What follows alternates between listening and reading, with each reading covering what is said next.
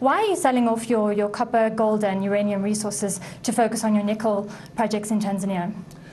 Because we've decided that the market prefers companies that are focused on individual projects, and we've been around exploring for 10 years. We don't think we've ever got the value we should have out of our other projects.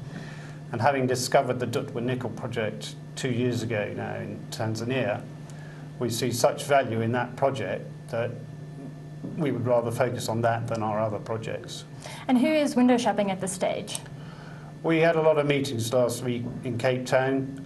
There is a lot of interest in all projects, but we are progressing. We're not near signing anything. Tanzania is basically revamping its mining laws, which will go to Parliament in April this year. How are you factoring in this regulatory risk into your plans to focus solely on your nickel projects there? We like working in Tanzania. We believe that the mining code is one of the best in Africa. Yes, countries always change their tax code. It's not, no different to the UK or the US or any other country. So we haven't yet factored that in to our plans because we're still at quite an early stage. A lot of the telecoms companies, there was a report out 2 weeks ago that they will have to list on the Dar es Salaam Stock Exchange. Do you see that coming into your plans in the future? Could well be a plan in the future to list in Dar es Salaam. We've thought about listing our copper assets in Lusaka. We're very keen on listing on local exchanges, hence why we listed on Alt-X 2 years ago. And looking at one of the major challenges for most mining houses operating in Africa is, of course, the infrastructure. Transport was one of your biggest input costs. Tell us a bit about that and what it's like operating in Tanzania. Transport is one of the biggest costs in this project because we've got to move a lot of sulfur, probably from Dar es Salaam or Mombasa, into the project, which is near Mwanza, some 1,200, 1,300 kilometres.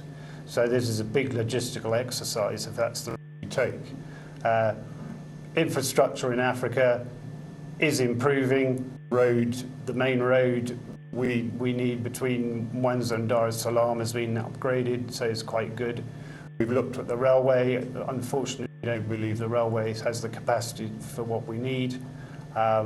We looked at moving materials across Lake Victoria, but that's unfeasible unless you build your own boat. So we are looking into all aspects of the transport. Another potential big cost down the line is, of course, your acid consumption. It's 209 kilograms per ton. That works out to be 200 kilograms of acid needed to produce 1 ton of nickel. How are you factoring this into your operating costs down the line? Yeah, you're quite correct. You've done work.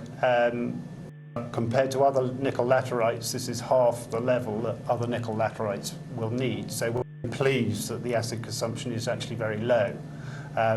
Yes, it's going to require a large quantity of sulfur to be brought across the continent and then converted in an acid plant into sulfuric acid.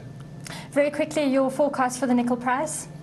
We're a mining company. We're not interested in forecasting the nickel price. We're not main movers, so we watch it. We think it's going to be positive in the long term because China and India, everybody wants new washing machines or cutlery or motor cars. So the demand for nickel will be good, and the nickel industry is moving from the sulfide ore bodies to nickel laterite ore bodies.